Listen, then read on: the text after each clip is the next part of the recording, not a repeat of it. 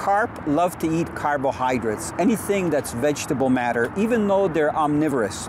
What I'm holding up in my hand is some maize. It's actually cattle corn that was bought dry. It's bought in large quantities, very inexpensive at a feed mill, and it's dry when you get it.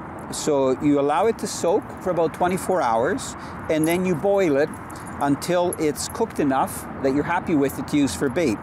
So a lot of people will just use corn kernels like sweet corn that you buy in a can, and these work fine, but some of the most productive baits on the market and the ones we've been using today are made by Carp Zoom, and you can see some of the different jars here.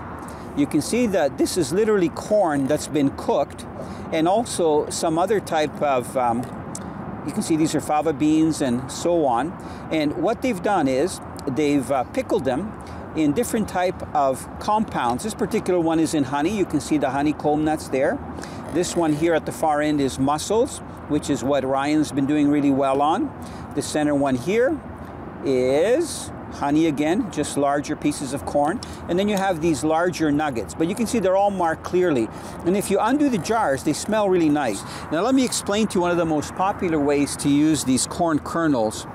This is what's called a hair rig when it comes to carp fishing, and it's very simple. You can see that there's a swivel at one end, then about a 6 to 8 inch piece of leader material, and this is braid up to about 50-pound test, a snelled hook, and because it's late in the year and the water's getting a little colder, we're using smaller hooks. We're downsizing everything. And then the reason they call it a hair rig, there's a piece of line with a loop on it that hangs off the hook. And what we do is take the actual kernels of corn from the jar and place them on this needle. You can see that the needle's got a little loop at the end. So we push 4 or 5 corn kernels on here. Then we open that little loop. It's got like a hook there. We attach it onto the loop at the end of the hair rig, slide the corn onto the hair rig. And then to keep the corn from coming off, you can see that there's a little piece of plastic that's just slid in at the end. It's very simple.